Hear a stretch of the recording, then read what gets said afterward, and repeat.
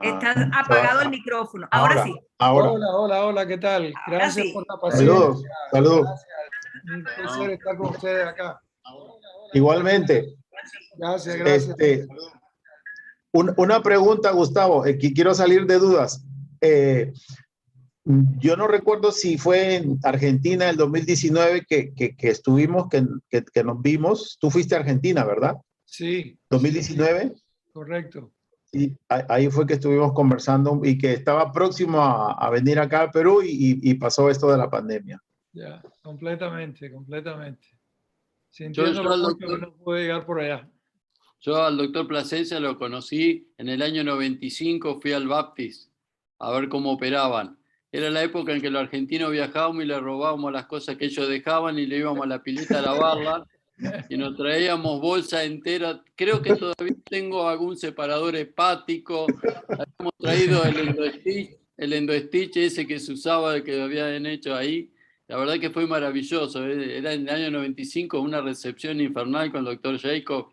La verdad que ahí creo que el argentino, no debe haber argentino que no haya desfilado por el Baptist. Lindos tiempos aquellos. Totalmente, sí, la pasábamos muy bien, sobre todo. Y bueno, y gracias a ustedes, pues hemos seguido con esta actividad y continuando la educación para que podamos seguir propagando esto que es tan importante, ¿no? Yo creo, ¿no? Pero... Sí, no, definitivamente. Los pacientes siguen requiriendo gente preparada, ¿no? Ayer tuvimos nosotros una presentación de los fellows, ¿no? Nosotros tenemos 2 fellows de cirugía mínima invasiva, ¿no? Moisés está haciendo más que todo bariátrica ahora y nosotros con Henry Luján y más que todo la colorectal, ¿no? Y entonces compartimos los 2 fellows, ¿no? Y entonces uno de los fellows estaba dando una conferencia sobre cirugía de colon, la laparoscópica y robótica mínimamente invasiva, ¿no? Y para mi sorpresa, solamente creo que un 30% de la cirugía de colon se hace hoy día en Estados Unidos de forma mínimamente invasiva. Después de 30 años, llevamos 30 años, 31 ya, de junio del 1990. Eso es bueno que lo diga el doctor, porque los residentes creen que en Estados Unidos todo es por la laparoscopia o robótica. Pero qué interesante. El año pasado salió una publicación de Alemania de una serie de más o menos 10 años y solamente el 10.8% de colectomías son laparoscópicas. 10.8% en Alemania. En Alemania. O sea, en Alemania, sí. País puntero. Entonces, de toda la vida, ¿no? Sí. Así que... Vamos a empezar, que son... Ya tenemos 10 minutos dale. Y para...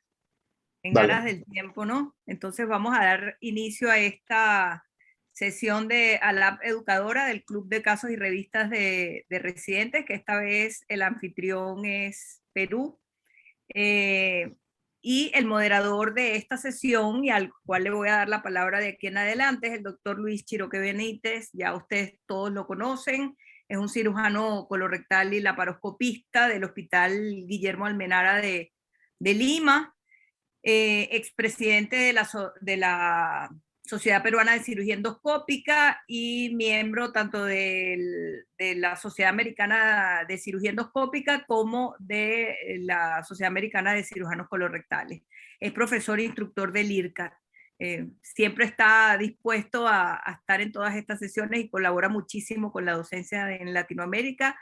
Entonces es un placer, Luis, darte la palabra de aquí en adelante y presentar a nuestro expositor y a nuestros invitados del día de hoy. Los dejo entonces a ustedes en esta... No te vayas, Ingrid, no te vayas, que primero yo quiero agradecerte a ti, la doctora Ingrid Melo, es una cirujana coloproctóloga venezolana de larga trayectoria que tiene también muchísimas publicaciones y muchos adiestramientos en América Latina. Te agradecemos mucho el tiempo que tú dedicas para fomentar la educación y la capacitación en los jóvenes residentes, además de otras actividades que tú desempeñas, y quería dejar eso en constancia para que los residentes sepan que siempre, y sobre todo que aprendan de ti, ¿no? Que no solo es estar en sala de operaciones, sino también fomentar la docencia.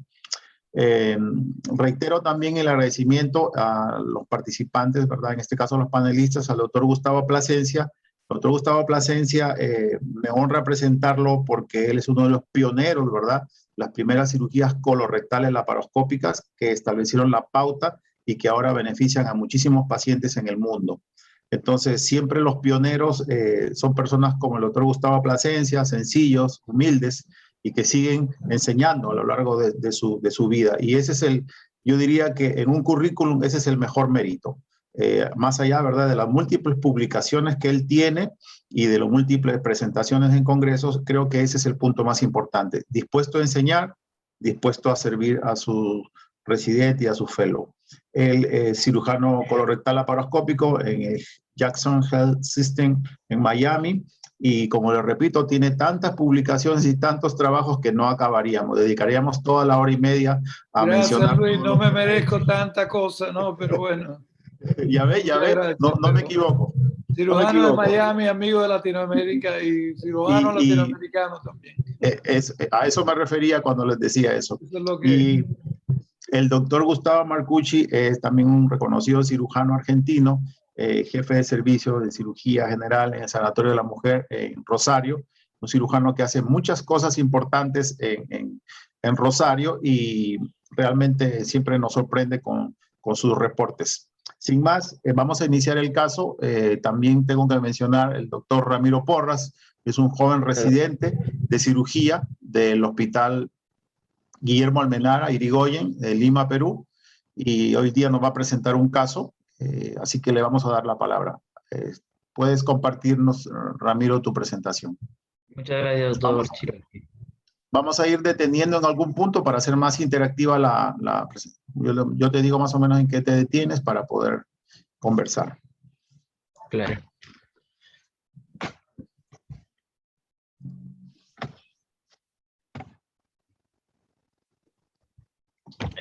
Bueno, buenas tardes. ¿Qué tal? Soy el doctor Ramiro Mario Porrasea, residente de primer año del Hospital Guillermo Almenara Irigoyen, Lima, Perú. Bueno, el día de hoy vamos a discutir un caso sobre una dehiscencia de anastomosis.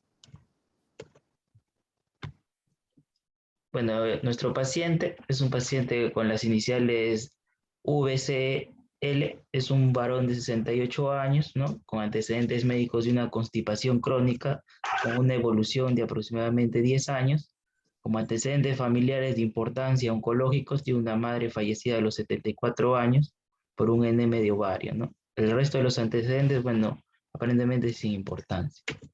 Bueno, él ingresa con un tiempo de enfermedad de 12 meses, caracterizado de forma de inicio insidioso, curso progresivo, ¿no?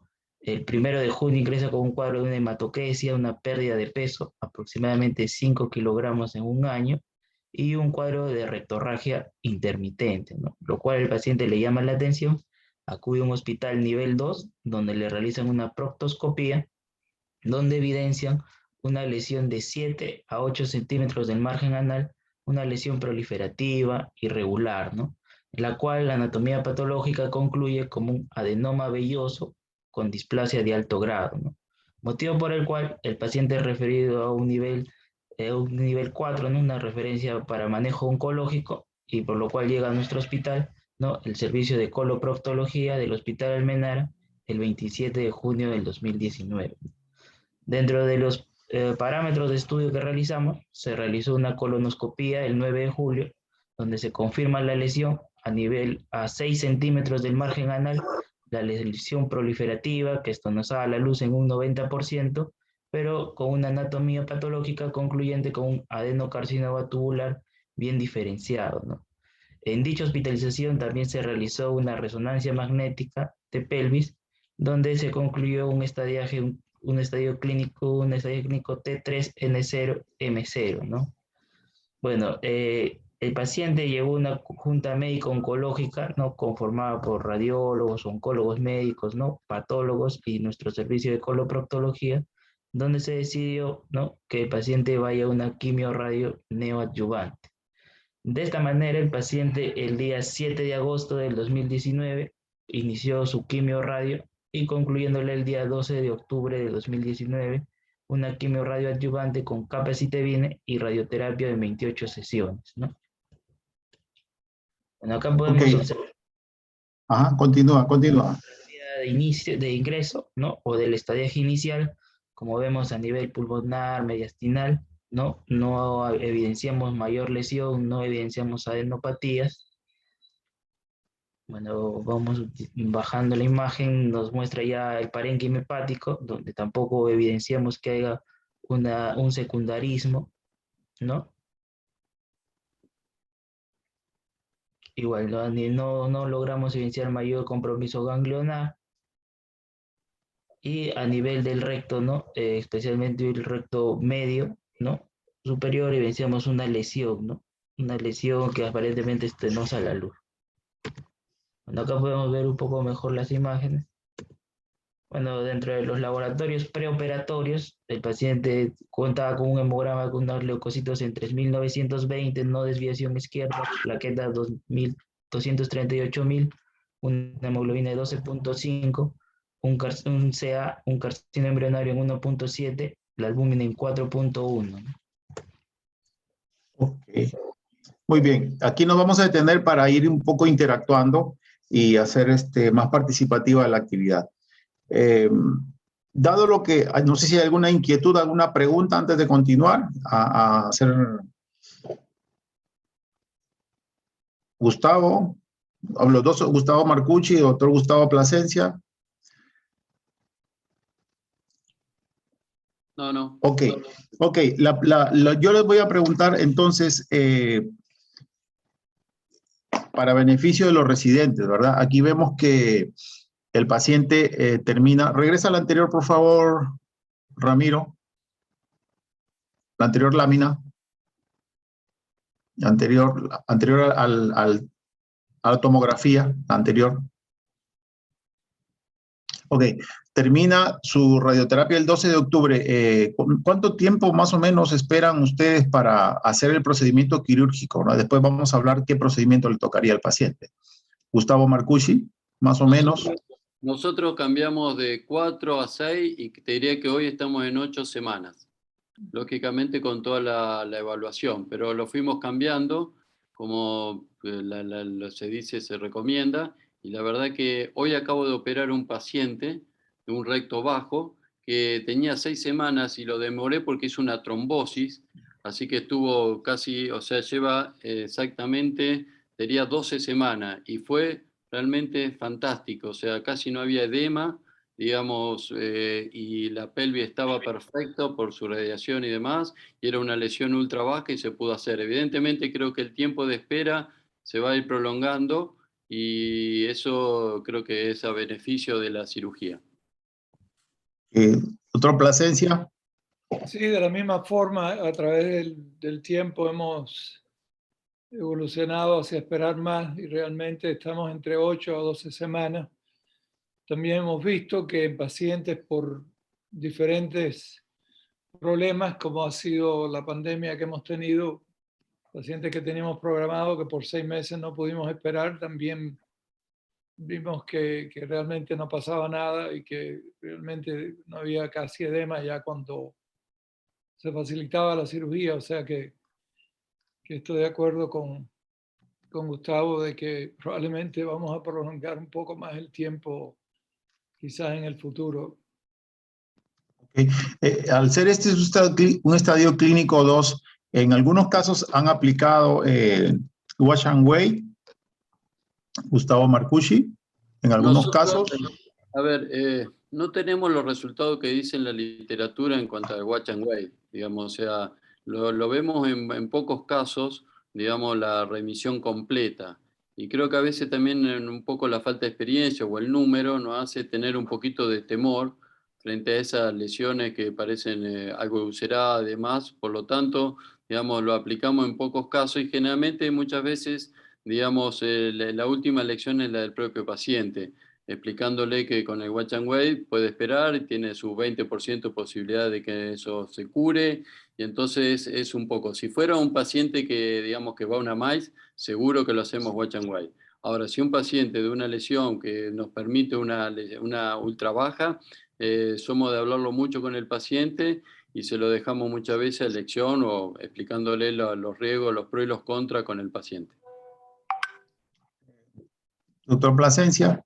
Sí, de la misma forma, yo creo que la edad es un factor bastante importante en este sentido y obviamente las comorbilidades del paciente también para determinar si se le podría hacer un wash and wait o no. Y también es muy importante el factor paciente, cuál es la credibilidad del paciente y cuál va a ser su posición. Aquí en eso tenemos bastante control y los pacientes hacen buen follow-up, no sé cómo, a veces no he aprendido inglés en tantos años, me olvida. Un seguimiento. No, Un sí. seguimiento. O sea, el seguimiento es bastante real, ¿no? Pero hay pacientes que uno se da cuenta inmediatamente que esos no van a ser los mejores candidatos para eso. O sea que hay una serie de factores que tenemos que tomar en cuenta cuando decidimos un wash and wait, ¿no? Ok, y ya para ir entrando al tema, ¿verdad? Que es realmente lo que nos compete. A este paciente, ¿qué cirugía le propondrían después de haber concluido toda su quimio y ver que en los controles sigue siendo un paciente sin metástasis, sigue siendo un estadio clínico 2 con una tumoración a 6 centímetros de margen anal? ¿Qué procedimiento le ofrecería, Gustavo? Bueno, como te dije, o sea, un paciente, bueno, nosotros le haríamos una cirugía laparoscópica, un recto bajo, ultra bajo y todo por arriba, sin necesidad de ir por abajo, digamos. Creo que con 6 centímetros podemos hacer una buena unión con protección, por supuesto, que es lo que hacemos habitualmente. Doctor Plasencia. Hoy día nosotros tenemos el beneficio de tener el robot y lo hacemos robóticamente. Realmente es más para expandir un poquitito, si me permite. La cirugía robótica, por ejemplo, el doctor Luján, mi socio, hace todo prácticamente robótico en colon hoy día. Yo soy un poquito más selectivo en lo que se refiere a esto. Y toda la cirugía de recto la hacemos robótica. Y también la cirugía de obesidad de los obesos, pacientes con problemas de colon que son obesos, mórbido obesos o obesos, lo hacemos también robótico. Y esto simplemente porque vemos mejor que en la laparoscopía, pero por muchos años esto lo hicimos laparoscópico y funciona perfectamente y es una cirugía excelente para los pacientes, pero tenemos el beneficio hoy día de robótica, entonces haríamos una resección anterior robótica. Ok, muy bien, perfecto. Luis, entonces, sí, Gustavo. Le voy a preguntar al doctor Plasencia, que tiene tanta experiencia. Si en algún caso, digamos, y el otro día lo vi al doctor Melani, que tuvo una dificultad para un ultrabajo para conservar el mesorrecto, ¿considera que, digamos, un paciente, este era un paciente de una pelvis estrecha o algo, considera algún caso, digamos, de conversión, tanto a la parotómica, digamos, porque ese meso quedaría con duda o existiría, digamos, por vía robótica, que sería fantástico? Creo que no hay duda con respecto a eso, más allá que en Argentina no tenemos la paroscópica. Lo que sí hicimos al principio, y obviamente, porque siempre hay una curva de aprendizaje en todo, ¿no? Aunque no es tanto cuando uno va de la laparoscopía robótica, fue convertirlos, pero a la laparoscópica, cuando teníamos dificultad. Y en muchos casos pudimos terminar laparoscópicamente y pudimos hacer una resección adecuada laparoscópicamente. Hoy día ya no es tan frecuente que necesitamos hacer eso. Y pocas veces convertimos a cirugía abierta, obviamente que lo mejor que sea para los pacientes siempre lo hacemos, ¿no? Pero quizás por hacerlo tantas veces, quizás es que no nos permite hacer ese tipo de cosas, ¿no? Pero cuando en duda, yo creo muchísimo en la cirugía abierta, a pesar de que la mayor parte de mi vida he hecho cirugía mínimamente invasiva, pero creo que la cirugía abierta es una cirugía excelente. Y bueno, y ha funcionado por muchísimos Excelente. años. Muy bien. Muchas gracias. Ramiro, entonces continúa, por favor. Pero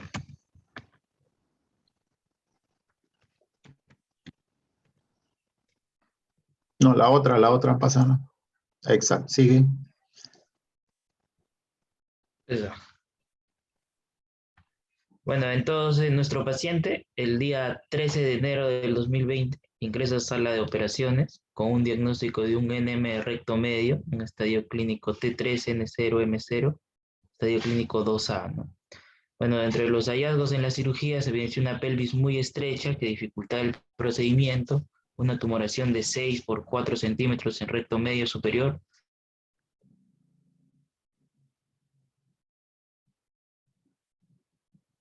Se congeló.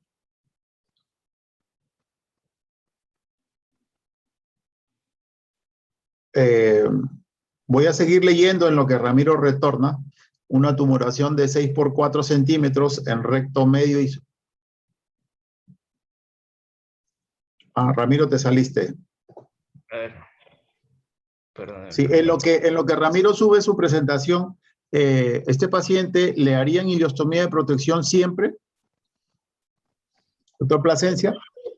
Sí, realmente a todos se lo hacemos, ileostomía de protección. Si podemos lograr una Sí. anastomosis en una pelvis estrecha Sí. con este tumor que no es pequeño, Sí. a veces no se puede hacer una resección colonal, o sea que Ajá. eso Ok. no siempre es posible, ¿no? Pero si hacemos un tipo de empate en este tipo de... Internet. Definitivamente le hacemos Ok. una ileostomía de descarga, sí, Ok. de rutina. Continúa, Ramiro.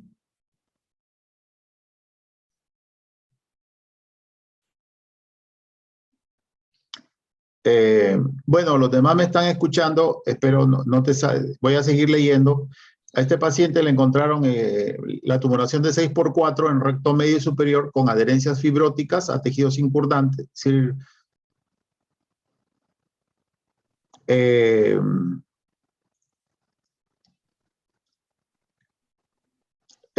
Ramiro, si tú quieres, si vuelve a caerse, yo la presento y tú lo comentas, ¿ya?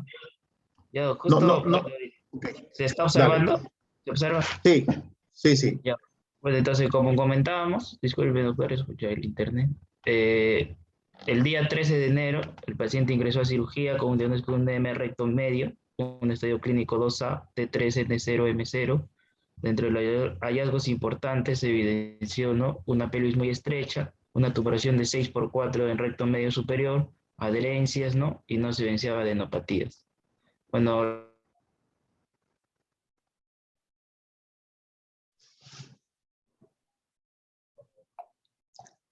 Ok, yo creo que dejado de compartir, yo la voy a subir para ir presentando y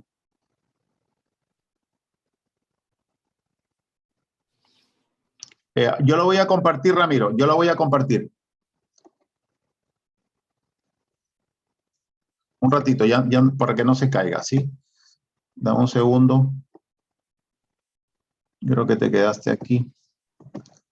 Ya. Siempre tiene que haber un plan B. Listo. Ok, yo la voy a compartir y tú puedes irla leyendo, Ramiro. A ver, Ramiro, puedes irla leyendo.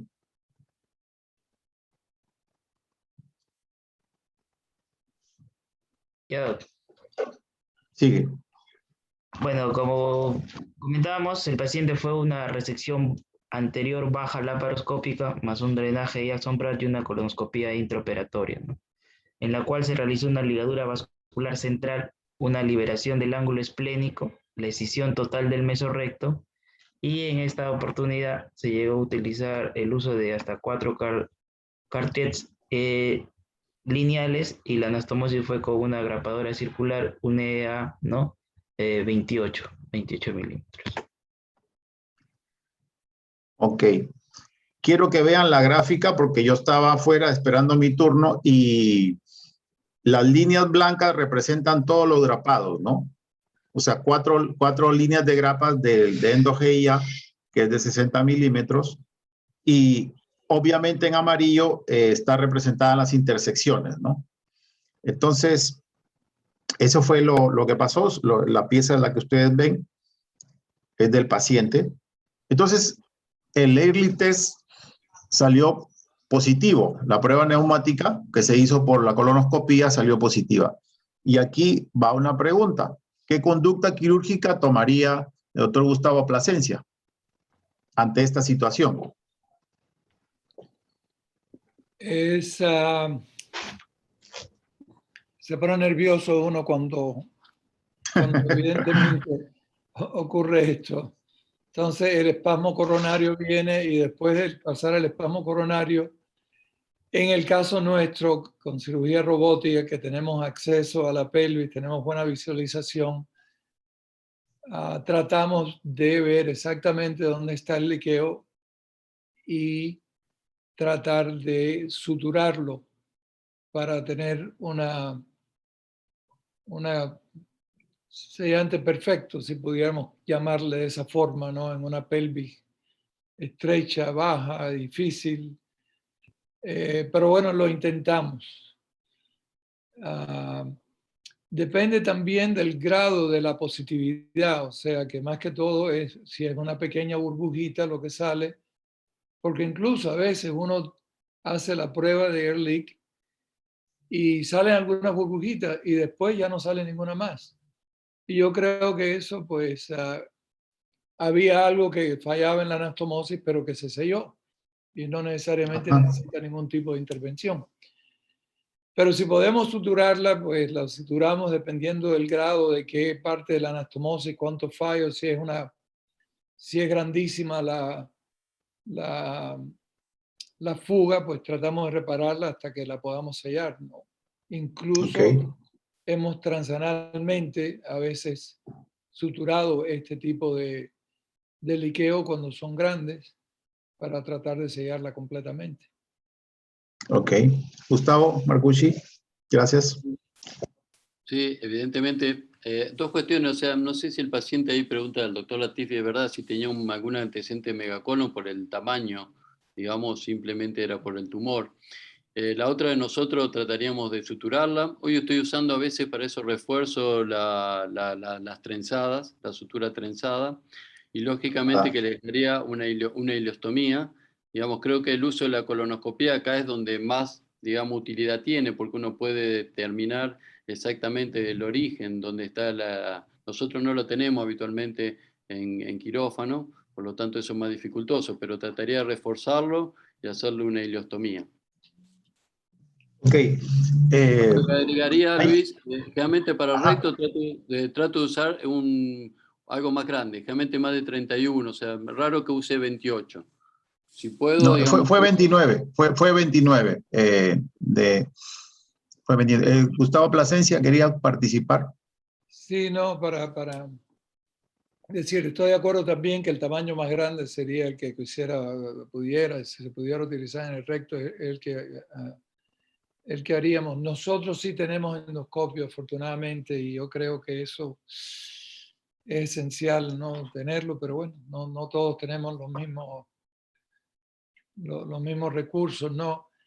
Otra cosa que nosotros hemos usado también ha sido endoclips a través del colonoscopio para tratar de sellar eso, porque vemos a veces dónde es que está ocurriendo la fuga, y con endoclips funciona muy bien. A veces los endoclips otras veces no sirven para nada, pero es otra forma de tratar de sellar. En este caso estamos hablando de un paciente que fue irradiado, pero coincidentemente hace 10 días, y como siempre decimos a los colegas, les pasan cosas. Un colega se le hizo una resección, ¿verdad?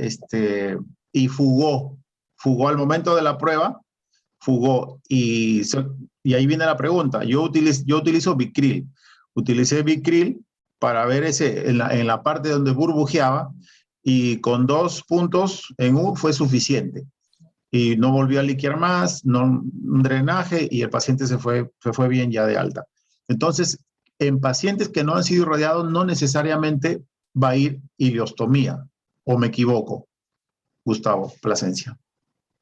No, no ileostomía, no, normalmente no. Solo refuerzo y ya. Solo refuerzo y listo, y no hemos visto realmente problemas.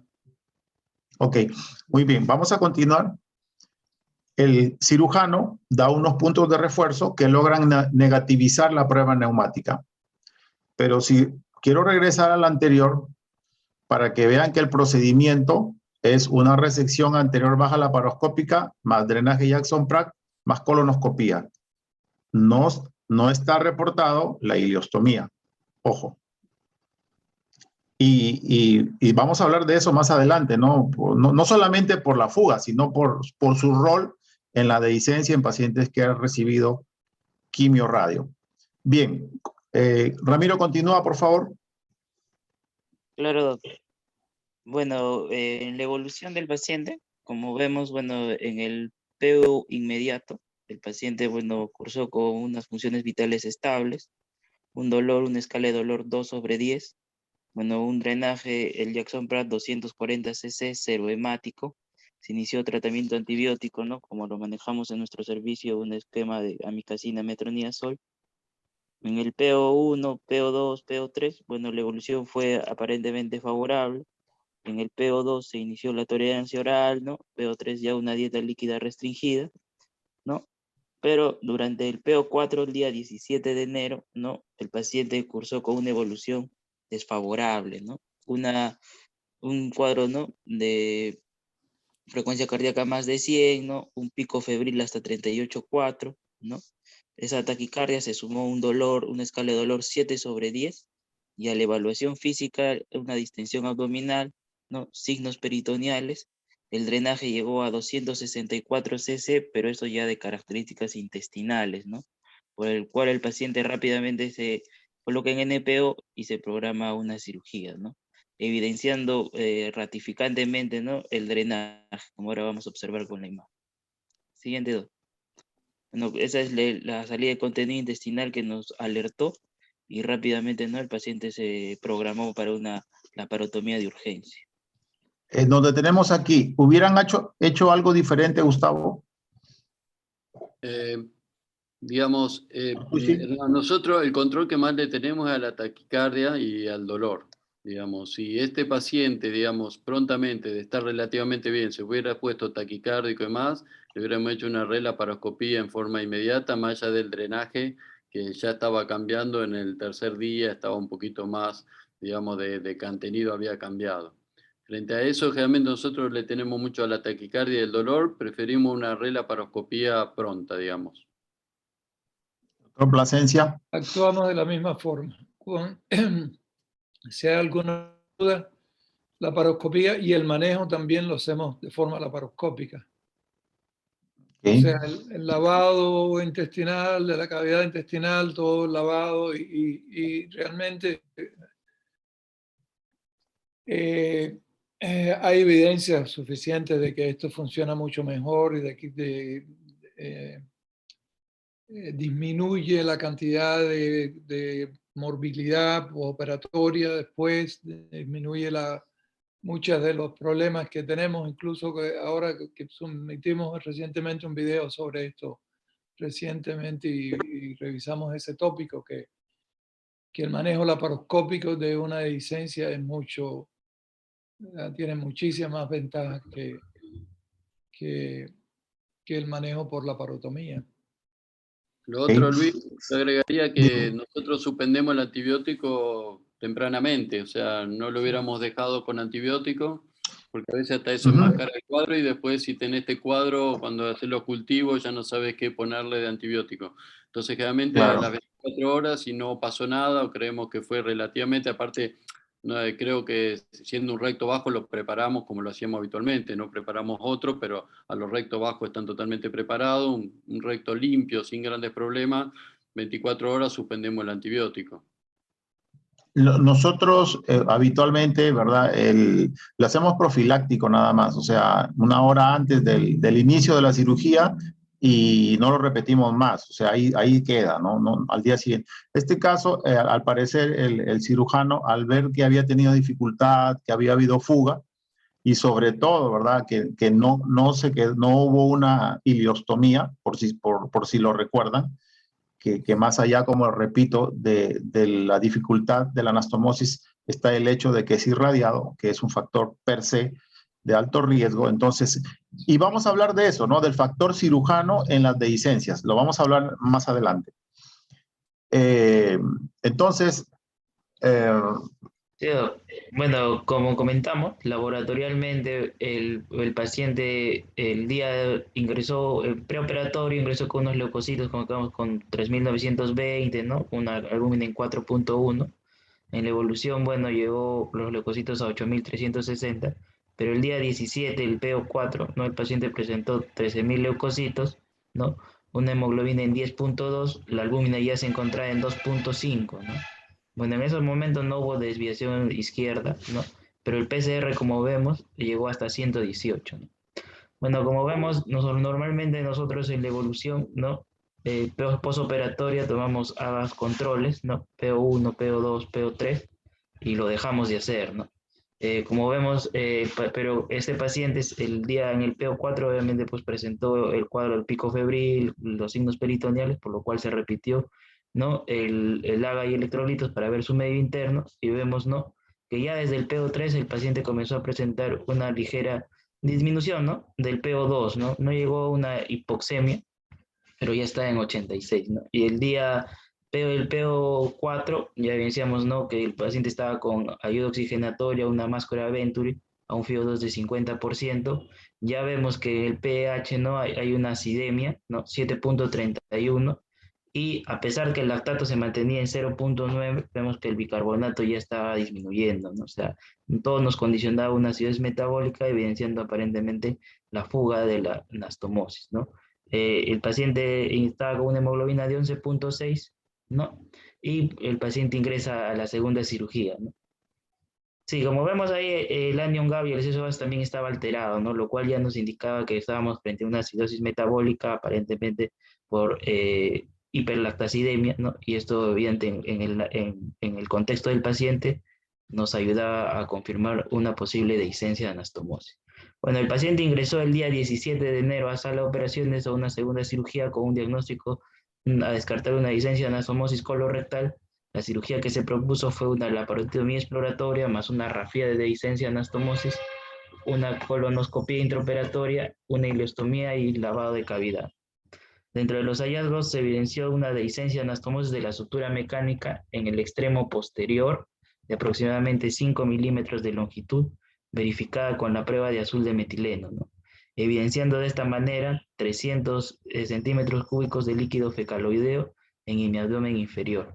Dentro de la colonoscopia intraoperatoria se evidenció una dehiscencia de anastomosis a nivel del extremo posterior de 5 milímetros, localizada a 3 centímetros del margen anal, donde fue no la anastomosis. Siguiente. Ok, ahí no, Ramiro, una pregunta a Gustavo Marcucci. Ante esta evidencia, ¿hubieras hecho exactamente lo mismo? No, por eso te decía, Luis, primero, o sea, le había hecho una relaparoscopía probablemente 24 horas antes.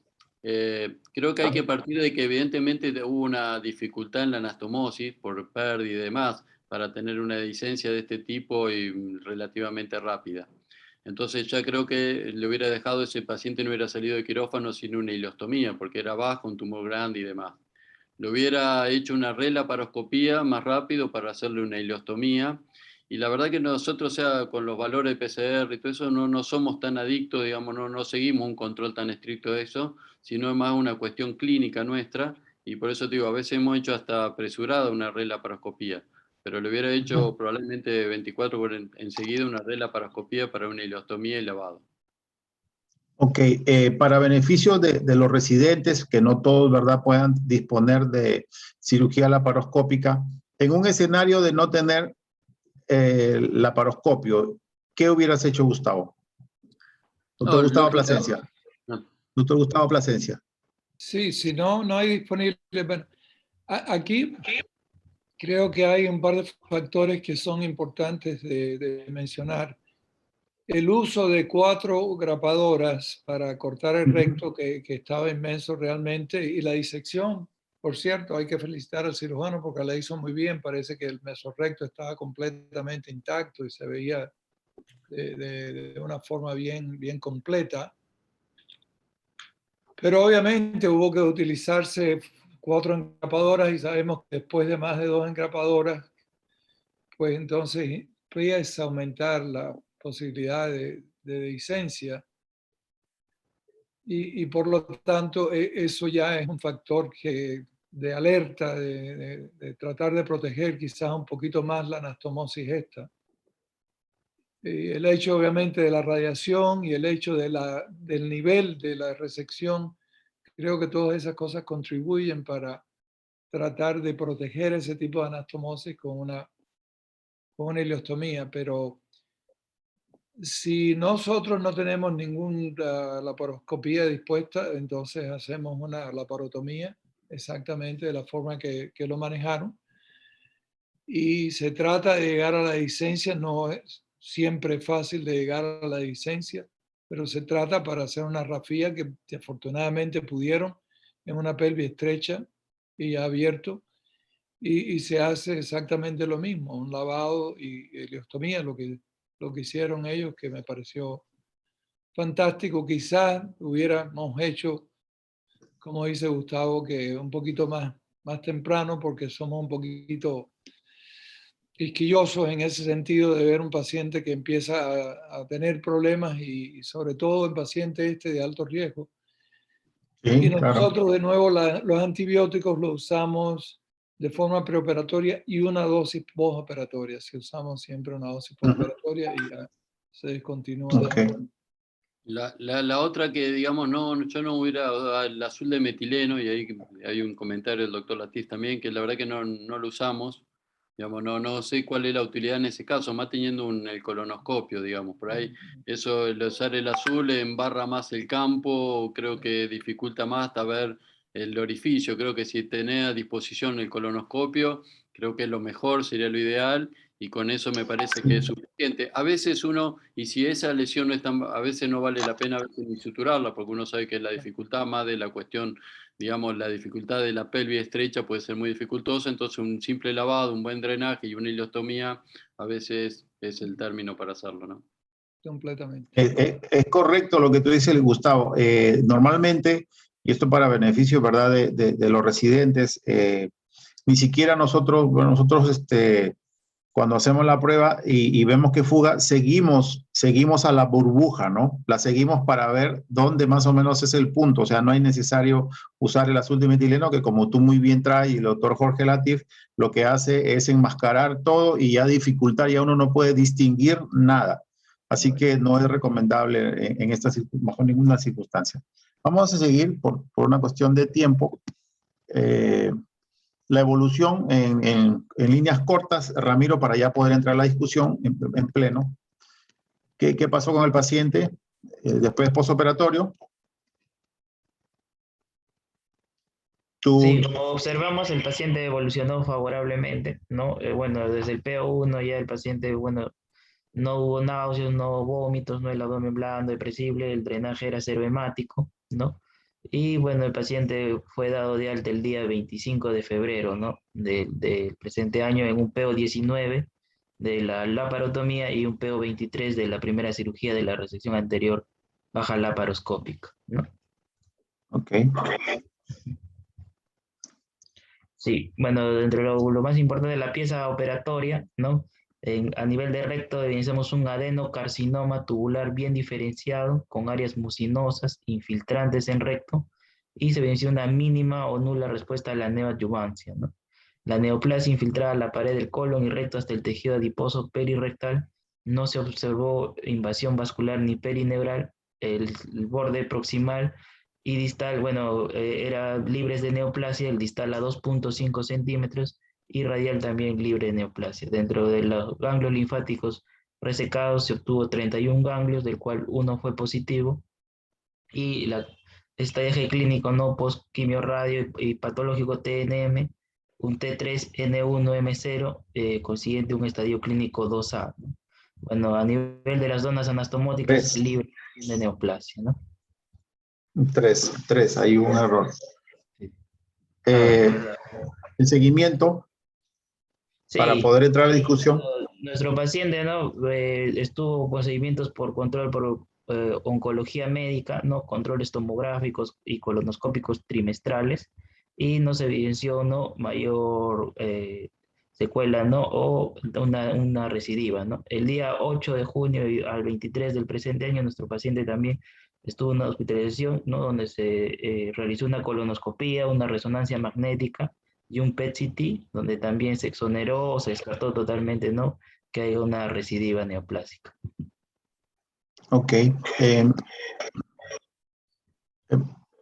Yo, Sí, vamos a pasar la discusión, Gustavo. Al comentario, ¿algún comentario? sí, quiero, digamos, es importante lo que dijo el doctor Plasencia antes. Digamos, evidentemente el cirujano es un gran cirujano y que operó, porque si uno ve la pieza quirúrgica, la anatomía patológica, es excelente, o sea, le da hasta o sea, exageró hasta el margen, digamos, para decirlo de alguna manera. En un recto tan bajo, con un tumor tan grande, lograr 2,5 de centímetro es espectacular. Logró 31 ganglios, o sea que lo que llamaría la atención, digamos, si uno ve que un paciente, a lo mejor es la extrema confianza de un gran cirujano de no dejarle ileostomía a este paciente, digamos, habiéndole hecho 4 suturas para cortar el recto. O sea, porque esto no lo puede haber hecho un residente, digamos, evidentemente. Esa No, biopsia no. no la logra cualquiera y es una excelente biopsia de un paciente que tendría que estar casi curado con la cirugía que tiene hecha. Entonces, digamos, creo que para los residentes y demás, o sea, no importa a veces, o sea, la super confianza me parece que lo llevó a exagerar en no hacer la ileostomía. ¿Alguna opinión antes de entrar a los detalles? De acuerdo, completamente de acuerdo con Gustavo. Yo quiero compartir brevemente para resaltar lo que están ustedes mencionando. Déjenme ver si esta lámina, ¿verdad? No sé si se permite ver un segundo. Es una lámina que resume lo que ustedes estaban diciendo, ¿no? Perdón. El número de grapas que se utiliza, ¿no? Cuando uno utiliza un cartridge, el riesgo de dehiscencia es 2.7. No sé si se está viendo la lámina. Sí, se ve perfectamente. Y cuando utiliza 2, aumenta a 4.7. Y cuando utiliza 3, casi, ¿verdad? 8 veces el haber usado una. Imagínense 4, que no lo estudió Braunschmidt, pero el riesgo es altísimo y esto es estadísticamente significativo. Así que a medida que usted utiliza más grapas, obviamente va a tener muchísimo más riesgo. O sea, este era prácticamente, como decía Mario Vargas Llosa, crónica de una dehiscencia anunciada, ¿no? Claro, su novela es otra, pero desde el punto de vista quirúrgico era previsible. Entonces, ahí quiero entrar de un factor que ha sido muy estudiado como factor de dehiscencia, que es el factor cirujano. ¿Qué puede opinar al respecto, doctor Gustavo Plasencia, el factor cirujano, no solo en dehiscencia, sino en otras complicaciones? Personalidad, ¿verdad? ¿Qué sé yo?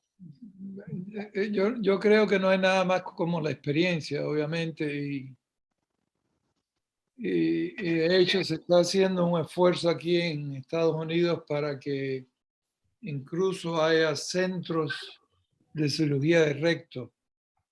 O sea que no todo el mundo, independientemente de ser cirujano colorectal, que opere recto, porque sabemos que es la cirugía más difícil con la que nos enfrentamos por todos los factores de los cuales hemos hablado, la radiación, la pelvis masculina.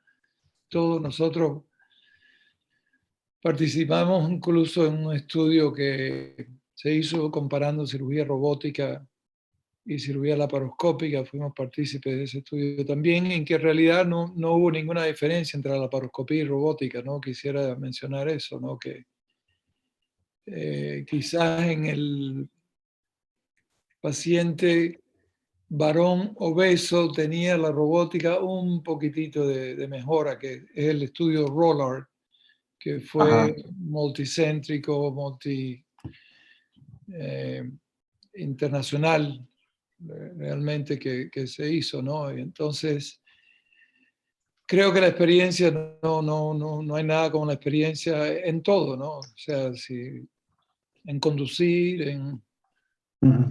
en todas las cosas manuales que nosotros hacemos, la experiencia creo que es lo que más vale, ¿no? Y sabemos que si tienes 100 rectos hechos, pues, ¿cuál es la curva de aprendizaje, deberíamos decir, para cirugía de recto? Ok. Claro, claro. Yo todavía estoy aprendiéndola, o sea que no podría decir. Nunca se acaba, nunca se acaba. Para mí Gustavo Marcucci. Gracias, gracias. Gustavo, por eso daba el ejemplo del doctor Melani, o sea, nadie tiene duda de cómo opera un recto Armando, digamos, Armando, y excepcional. es excepcional, es de lo mejor. Y yo le hice el comentario que él estaba muy preocupado porque dejaba un mesorrecto medio dañado, digamos, y que no le gustaba mucho. Entonces el comentario era, le puse que Messi era un penal también, ¿no es cierto?, de vez en cuando. Pero, digamos, evidentemente, digamos, la experiencia y eso, como dice Gustavo, no hay duda. Por eso me llama la atención, digamos, que uno a veces en esto, el cirujano importante, digamos, puedo no dejar una ileostomía porque me siento bastante seguro, pero el día a día para mí van a ser los 4 días posteriores, creo que lo voy a ver 2 o 3 veces por día ese paciente, porque más allá de la seguridad que me genere, sé que tengo alta posibilidad de hacer, digamos, una dehiscencia, y para que no se complique el paciente hay que estar muy cercano para que ante alguna duda rehacerle y hacerle una ileostomía. O sea, creo que pasa por la experiencia, pero creo que por más que uno tenga experiencia, la ileostomía en anastomosis ultra baja, creo que hay que hacerla por más que sea melanio o placencia, me parece que es una indicación. El doctor Latif quiere participar. Por favor, doctor Jorge. Yo no tengo el control, ¿verdad?, del audio, pero puede preguntar en todo caso para transmitir la pregunta. Bueno, mientras tanto, el otro escenario... No lo logro ver, por eso no lo puedo ascender a panelista, no lo veo aquí. Mientras tú lo buscas, el otro territorio es que muchas anastomosis son hechas a mano, manualmente, en muchos lugares de nuestros países. Gustavo, yo me imagino que hace algún tiempo ya no haces suturas manuales de repente, pero si tuvieras que hacerlas, ¿qué utilizarías y cuál sería tu técnica? Gustavo Marcucci. A ver, no, la verdad que también hace un tiempo que no, yo me recuerdo cuando lo hacíamos en su momento, acá usábamos el lino. Lógicamente que hoy no lo utilizaríamos con Vicryl, pero es una dificultad. La verdad que eso era una cirugía muy tediosa, dejábamos todos los puntos pasados, digamos, después bajábamos los puntos, digamos, era realmente una cirugía, digamos, compleja, digamos, hacer una anastomosis ultra baja manualmente. Digamos, no sé si estaría en condición hoy de hacerla, y si esa ultra baja no terminaría en una MAES o en otra cosa. Digamos, no te podría decir cuál es la técnica en este momento porque la he hecho en mi residencia y algún primer año, pero la verdad que era muy dificultosa, era un punto pasado, poníamos la gasita como hacerla Coledo por Dodeno para que no se pongan los puntos ahí abajo. Entonces, o la cirugía valvular, cardíaca antigua. Creo que manual hoy utilizaría Vicryl o que se podría utilizar, si tendría la posibilidad, la barbada, digamos, pero nada más que eso. Doctor Plasencia. En realidad, la misma experiencia, realmente. Lo que sí a veces que hemos hecho ha sido colanales como el Kutai, y entonces sí hacemos una sutura normalmente con Vicryl, que hacemos un pull-through. Y entonces lo hacemos manualmente, pero esa anastomosis la hacemos obviamente anal, pero no tiene gran dificultad, pero pero las anteriores, las resecciones anteriores de colon, eso lo vi yo durante mi fellowship y Nunca más. Nunca más, nunca más. Es importante este comentario porque pudiera ser que algún cirujano pase por una experiencia parecida y no tenga el dispositivo, o a veces, eso es otro punto importante, hay hospitales en donde solamente les proveen 1 o 2 cartridges y por A o B falla el dispositivo y se queda sin alternativa para hacer la anastomosis. Entonces, en esa circunstancia, ¿valdría, en este caso, diferir la anastomosis o hacerla de igual forma, Gustavo Marcucci? No, a ver, para estos pacientes nunca un Hartmann, digamos. Creo que un Hartmann, reconstruir Claro. un Hartmann en estos pacientes del trabajo, creo que, diría que es casi imposible. Creo que un paciente que estaría condenado a Hartmann de la colostomía de por vida. Creo que ahí sí uno podría intentar cerrar el muñón, digamos, o sea, creo que si no tenés un CEA, una circular, es muy difícil hacer esta cirugía. Creo que uno no lo intentaría o habría que derivarlo, digamos, si no conseguimos eso. Y uno podría intentar, sí, si se queda sin un lineal, digamos, intentar una sutura, digamos, un cierre del muñón, con después, lógicamente, protegida y todo lo demás. Pero creo que si uno no tiene una circular, creo que no es un lugar para hacer este tipo de lesión, como dijo Gustavo Plasencia, o sea, un recto no es para cualquiera y al que tiene experiencia también es dificultoso, ¿no? Ok, Jorge Latif, yo creo que podías opinar, por favor. Sí, hola, buenas noches, ¿cómo les va? Bienvenido. Un saludo a todos, hola Gustavo, hola Bien. doctor Plasencia, ¿cómo está? Saludos, ¿cómo Luis, estás? ¿Qué tal, doctor? Ni que hablar. Mirá, no sé cuál será la audiencia porque no tengo esto, pero estamos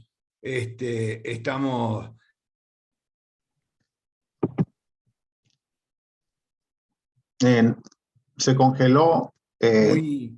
No escuchamos, Jorge. Ahora. No, Ahora me sí. escuchan? Ahora Sí. sí. Bueno, Muy bien. saludarlos Bienvenido, primero y Jorge. después Hola, profesor, ¿qué tal? felicitarlos por este tema. Mis Saludos. residentes que desde el sanatorio me están llamando porque están escuchando la charla. Es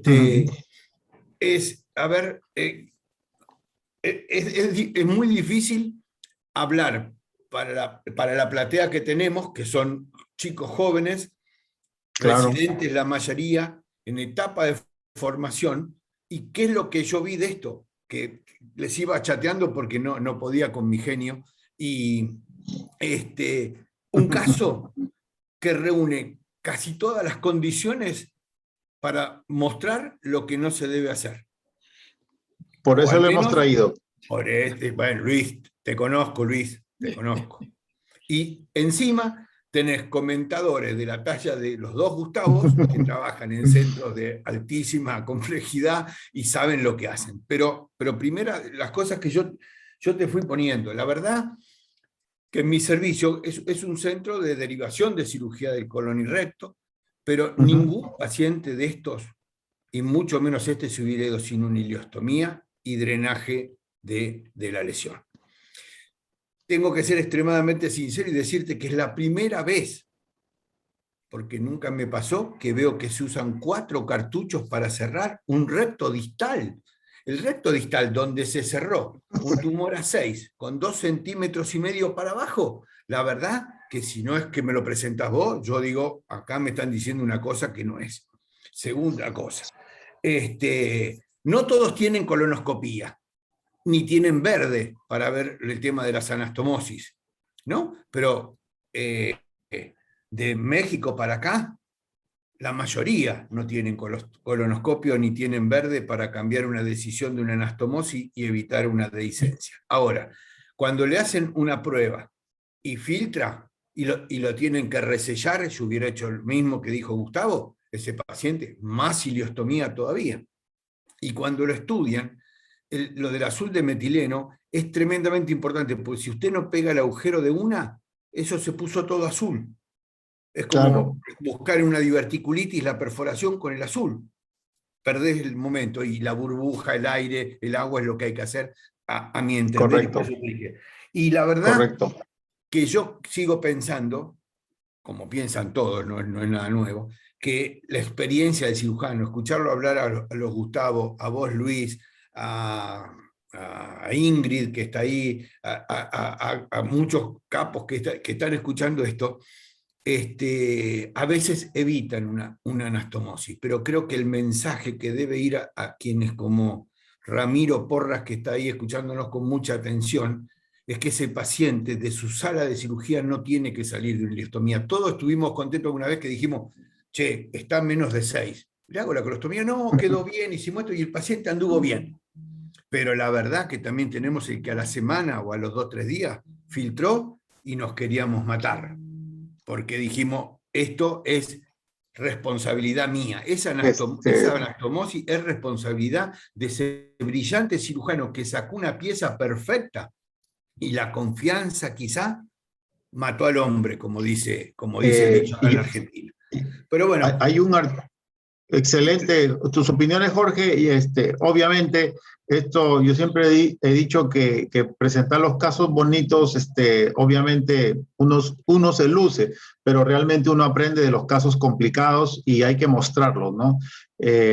Lo cierto es que, Jorge, para terminar, que al colega que estaba ahí se le estaba diciendo, déjale ileostomía, o sea, está grabado, déjalo, y él como que se entercó y dijo, no, yo estoy confiado, no va a pasar, pero está filtrando, más que es un recto irradiado. No, no le dejo. A eso me refería con el factor cirujano, que a veces por X motivo el cirujano pues se enterca y hace lo contrario de lo que la platea le está pidiendo, ¿no? No sé qué piensas ahí, Jorge, de eso. No, yo pienso que sí, es claro eso. Y ahí, bueno, a ver, la terquedad no es buena consejera, especialmente para el paciente, más que para el cirujano, porque después lo paga a veces con la vida de un enfermo, esta complicación. Que no hubiera estado o hubiera estado minimizada si el paciente tiene una ileostomía. No es un deshonor salir con una ileostomía de ahí. Ahora, momento. Si te opera Gustavo Marcucci en Rosario, te opera Gustavo Plasencia en Estados Unidos, tiene todo lo que se le ocurre, es una pelvis de hombre, pero lo operó sin la complicación de ser una cirugía abierta y todo lo demás. Bueno, a ver, hay veces, pero ellos también la terminan haciendo porque son los que nos guían en las cosas que tenemos que hacer. A ver, acá es la experiencia, es lo que nos pasó en la vida. Vos contaste recién de las suturas manuales. Yo en el año 83, 84 y 85 hacíamos las suturas manuales para el cáncer de recto. Hacíamos esa técnica, ¿se acuerdan? De poner todos los puntos en la cara posterior, deslizar el recto para abajo y abajo. Con gasita y eso. Claro, de ahí en más lo usamos más, porque la verdad que en Sudamérica especialmente, no tendremos colonoscopio todos, cada vez tenemos más, no tenemos el verde todo, pero sí en la sutura por lo menos eliminamos. ¿Pero qué nos dio eso? Eso nos dio experiencia para que alguna vez que algo te falla, vos lo sepas resolver. Y en el intraperitoneal no hay ninguna duda, puedes hacer lo que quieras. Y una vez nosotros hicimos una comparación de qué era mejor, si una sutura directa colorectal baja o una doble anastomosis. O una doble anastomosis. Bueno, nos fue mejor con la doble anastomosis. Hicimos si había que preparar el colon o no, y en el recto bajo, en todo el recto, seguimos preparando el colon, por más que en otro lugar no nos dio. Bueno, yo les agradezco este tiempo. Para mí, ustedes saben que me encanta, los convoco cada vez que puedo. Y bueno, pero este es un tema tan lindo y tan apasionante que uno no puede dejar de recalcar lo que los chicos se tienen que llevar de esta reunión. Y les agradezco, y bueno, Ingrid eligiendo siempre buenos temas, ya saben. Excelente, excelente, Jorge. Entonces, por esa misma línea, y antes de poder entrar a otro tópico, ¿cómo está en el protocolo ERAS, doctor Plasencia, en su centro? Nosotros hemos tratado por los últimos 5 años de implementarlo y ha sido imposible. ¿Qué parte del protocolo ha sido más difícil de implementar? No, todo. Es increíble, pero no podemos reunir un team para nosotros lograrlo. Sin embargo, nosotros estamos siempre en ERAS por el problema de que siempre lo hicimos de esa forma. O sea que nos debíamos muy poco del protocolo. En Ok. otras palabras, Una nuestro pregunta, paciente- sí. una pregunta puntual. ¿Cuánto tiempo después de operado el paciente reinicia la vía oral? El mismo día. Es importante que escuchen eso los residentes, ¿no? Todavía hay escuelas en donde el paciente se queda en nada por vía oral por 3, 4 días. Ahí es la creencia de que en ese tiempo va a reposar y va a, no sé, como si fuera una cicatriz de piel, no sé. En todo caso, la idea es que el paciente puede reanudar porque pasan litros, ¿verdad? Más de 7, 8 litros por esa anastomosis. Con el contenido intestinal, saliva, jugo pancreático, bilis. Entonces, no darle inicio vía oral realmente no tiene un propósito. Sí, nosotros, Gust- la verdad, la estadía hospitalaria de nosotros, no en resección anterior de colon, que es un poco más, es normalmente de 2 días, o sea, entre 2 y 3 días. O sea que el protocolo de nosotros ha sido tan eras antes de eras, Exacto, sí, sí, que sí. prácticamente no es difícil implementar algo que ya hacemos prácticamente, solo nos desviamos de ciertos detalles. El paciente está el mismo día en dieta líquida y en cuanto pasa gases se va a casa, aunque no haya tenido Claro. un movimiento fecal, simplemente pasando gases ya Ok, salió ok. y se va de alta y la sonda de Foley generalmente la mantenemos por 2 días. Eso es algo que yo soy un poquito quisquilloso también de los pacientes con resección anterior de colon y cáncer de recto y todo que a Ok, mí el hecho de que tener una distensión vesical que no se detecta para mí es un factor crítico en lo que se refiere a la irrigación de esa anastomosis y la posibilidad de una dehiscencia posterior, aunque el paciente esté protegido con ileostomía. ok, O sea que muy eso bien. Excelente. es una opinión muy personal, por eso les No, quiero no. decir y transmitir a los Esos son, residentes que, ese, Gustavo, son los puntos de las sesiones de Seyes de Devil is in the Details. Así que yo creo que esos detalles son los que hacen la diferencia muchas veces en los pacientes y que lo da la experiencia. Doctor Marcucci, opinión No, sobre el ERAS. ¿Cuánto tiempo después de la cirugía inicia vía oral? no, coincido con Gustavo, o sea, la otra vez escuchaba una charla de Itzel de ERA, que era todo el tiempo que le llevó y a nosotros también nos resulta muy difícil, digamos, y depende del anestesista, la ganas que tenga y demás. Y lo hacemos a la Argentina también, digamos, o sea, he implementado, o sea, lo que llamamos el jugo loco, acá le llamamos, que es la preparación de la noche porque la anestesista que tengo ahora, digamos, la hacemos también raquidia y ahí depende si lo vamos a mandar a terapia o no, lo hacemos con morfina o con fentanilo. Al mismo día, en la noche, ya le dejamos tomar líquido, digamos, lo implementamos y somos muy también con la sonda vesical. Creo que es un tema que a veces, digamos, un poquito más la sonda vesical, no apurarse a veces a sacarla, creo que eso es fundamental. Son pacientes, y hay muchos de esos pacientes, por la edad más que ya tomaba medicación para la próstata, entonces eso también se lo decimos al otro día que la traiga la medicación y que empiece ya con su medicación, porque si no eso retrasa todo el postoperatorio y puede ser muy, muy preocupante. Pero el ERA, como decía el doctor, digamos, así a la que podemos, lamentablemente, digamos, no es un ERA muy... Pero creo que de todas estas cosas también se aprende. Cuando yo hace unos años escuchaba el NOTES, por ejemplo, de NOTES quedó poco, pero la cirugía transanal se ha implementado. Entonces, cuando uno Claro. escucha las tantas cosas que escucha de Leras, que creo que algo la aplica y creo que eso es de utilidad, o sea, el no dejarlo acostado, el escuchar eso de los Ajá, ruido no, creo que ya por lo menos lo hemos abandonado y rápidamente le hacemos claro. el ingerible y demás. Así que ese es Okay. nuestro era. Ajá. Aquí solamente para rescatar el componente de cómo detectar precozmente una dehiscencia, ¿no? ¿Realmente sería útil una tomografía, Gustavo, como en el caso que hemos presentado, o no tiene sentido una tomografía ante la evidencia de lo que clínicamente uno está viendo? Gustavo Plasencia.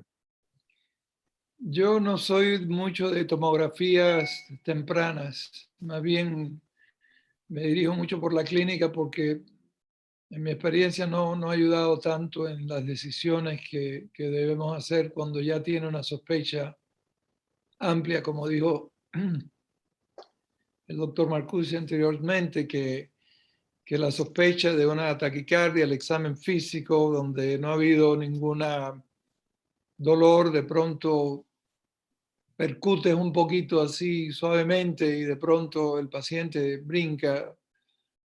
Entonces, somos muy agresivos en la relaparoscopía, digamos. Ahí sí entramos laparoscópicamente, aunque inicialmente, obviamente, hicimos robótica hoy día en el recto, poco realmente hacemos laparoscópico en recto hoy día, pero entramos laparoscópicamente y vemos y que hemos tenido laparoscopías negativas, varias, no es más de una, ¿no? O sea que no ha sido una solamente. Las prefiero a tener que poner en riesgo la vida del paciente, como dijo el profesor Latif. Claro que sí. Yo creo que si uno va a pensar al segundo o tercer día una tomografía, porque hay que relaparoscopiarlo, digamos, no. Si pensé en una tomografía, lo relaparoscopio antes de pedirle la tomografía. Creo que no hay duda, como dice el doctor, es verdad, gracias a Dios algunas son negativas y le volvemos a hacer la prueba de neumática para ver por qué, si el paciente, y a veces uno se encuentra, a veces fue un asa nada más que se le pegó abajo y eso le provocó un cierto hilo y le dio un poquito de líquido, ese líquido ceroso que cuando uno entra siempre se preocupa porque parece fecaloide, pero después lo saca para cultivo y es líquido clarito y se queda más tranquilo. Claro. Pero creo que ese lavadito a veces, digamos, el lavado, el acomodar un poco las asas, digamos, algo le pasaba y eso lo termina mejorando, porque la prueba misma uno se queda tranquilo. Es correcto, yo coincido con ustedes en que la clínica manda, ¿verdad? En estos casos y de guiarse de estudios que lo que único que hacen es retrasar el procedimiento va en perjuicio de nuestros pacientes. Así que, bueno, sin más, yo me gustaría comentarios finales, doctor Gustavo Plasencia, para poder ir cerrando. Luis, Le tengo que mencionar al doctor Plasencia, antes de que haga un comentario, de que Perú juega contra Argentina en 10 minutos y si no terminamos, igual se van a ir los participantes. Tenemos que terminar. Yo lo único que quiero es agradecerle a todos, especialmente a Ingrid, por su generosidad y por su paciencia conmigo, porque tengo un poco de ADD y mientras más viejo me pongo peor el ADD, y entonces, pero ella tiene una paciencia extraordinaria, así como es de buena cirujana, es buena persona. Y quiero agradecerles a todos por pensar en mí, por tenerme acá muy agradecido. Soy honrado, estoy muy honrado de participar con ustedes y formar parte de este grupo tan interesante. Gustavo Marcucci. Primero que agradezco a ti, Luis, ya somos amigos de tanto tiempo, y que me ponga a la altura el doctor Plasencia o de Jorge Latif, para mí me llena de orgullo un lugar como de Rosario. Para mí la verdad que me da hasta un poquito de escozor de estar al lado, opinar al lado del doctor Plasencia, así que... Por favor. No, pero quería la última pregunta para cerrar, digamos, y le quería hacer a Gustavo, si me lo permiten, digamos, ¿qué utilidad tiene la transanal en recto en este momento ustedes? Digamos, ¿qué uso le están dando? Lo que hacemos transanal normalmente es sobre todo el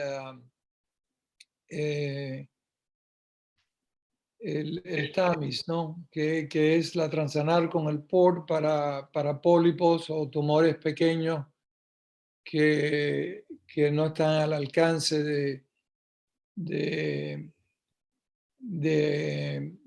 la resección transanal baja, digamos, ¿no? O sea, algún tumor, algún pólipo grande medio. Tratamos el TEM y creo que es algo un poquito más especializado, que es algo que se debe hacer en centros más donde se hace con mucha más frecuencia. Y no veo realmente las aplicaciones tan amplias como la ven otras personas que están tratando de o que lidien con esto diariamente, ¿no? Que el TEM es lo más grande del mundo, ¿no? Y que el TEM es lo mejor. Creo que una buena disección desde arriba, que nosotros estamos acostumbrados a hacerla, realmente nos da la capacidad de hacer una disección hasta los elevadores circunferencialmente y quizás no le veo tanta ayuda en eso, pero sí lo usamos transanalmente con el TAMIS y hacemos mucha cirugía en ese sentido. Creo que es una maravilla el TAMIS para este tipo de lesiones. Muy bien. A manera personal también quiero agradecerle a Ingrid, quiero agradecerle a doctor Gustavo Plasencia, a doctor Gustavo Marcucci, a Jorge Latif por sus acertadas opiniones, comentarios, frutos de la experiencia. Y este es el escenario para que los residentes puedan aprender y evitar, ¿verdad?, que los pacientes se perjudiquen fruto de las cirugías que podamos hacer con ellos, ¿verdad? Así que, sin más, quiero agradecerles a todos y dejo en Ingrid la palabra para que pueda dar cierre a esta actividad. Muchas gracias, Ingrid. Gracias, Luis, también. Muchísimas gracias por tenerme aquí participando. Gracias. No, gracias a ustedes. Les agradezco a todos, a Luis por el caso, a Ramiro por la exposición y por supuesto a los dos Gustavos, a los dos doctores Plasencia y Marcucci, y a Jorge por los aportes de siempre. Es un honor para nosotros, a mí me enorgullece tener a gente como ustedes en este tipo de actividades y pues me parece que de paso es un placer poder coordinar una actividad donde el residente tiene la oportunidad, valga la redundancia, de interactuar con gente de la altura de grandes maestros como lo son todos ustedes. El residente es la estrella de aquí, pero sin ustedes, pues la sesión no podría funcionar de la manera como funciona. Lamentablemente, pues vamos a dar cierre porque si no los argentinos y los peruanos nos van a odiar. Y bueno, espero que podamos estar muchas veces más en estas actividades, ¿ok? Les deseo que empaten hoy para que no se peleen. Claro que sí, claro que sí. Ramiro, Gracias. Tu trabajo. ¿Vas a hacer ileostomía o no vas a hacer ileostomía? Felicitaciones. Claro que sí, la vamos a hacer. Claro que sí. Gracias. Hasta pronto. Gracias. Gracias. Lo más importante, Ingrid, es seguir trabajando, porque eso es lo que le llega a los residentes. ¿Y sabés qué es lo que más les llega? Lo que nos acaba de pasar en estos últimos 2 minutos. Personajes como Gustavo, como Luis, a quien yo he conocido mucho más este tiempo, y Gustavo Plasencia, que se acaba de desconectar, la humildad de los maestros. Y esto también los chicos lo aprenden. Y si lo aprenden de chico, es mucho mejor. Bueno, quieren que les diga algo. Ya se fue el doctor Gustavo, pero él fue el que me dijo, ¿cuándo me vas a invitar a las actividades de ustedes? ¿Ok? Sí, sí.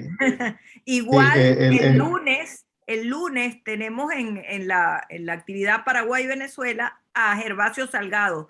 Él me pidió y me revisó a ver cuál, y yo para ver qué temas tengo. Ese, prolaxo de recto. Para que vean qué bonito cómo, tema. entonces es de verdad formidable que quieran participar de estas actividades, ¿verdad? Así que los residentes lo tienen que aprovechar. Bueno. Yo quiero cerrar esto, perdón, quiero cerrar sí. Porque comparto lo de Jorge, pero o sea, lo de Luis ya, digamos, una preparación y una educación permanente, y que Jorge Latif se prende y haga sus comentarios, la verdad que por eso digo que me pongan a esa altura y demás, creo que tendría que ser muy beneficioso para todos los residentes que están mirando. Para mí es un enorme placer, así que muchas gracias. Gracias, muchas gracias. Gracias a ti. Gracias. Vale, que gane el mejor, cuídense. Vale. Chao, suerte. Adiós. Chao, gracias. Ramiro, Excelente, gracias. Ramiro. Dale, doctora, Excelente, gracias, Ramiro. Gracias. Gracias, doctor.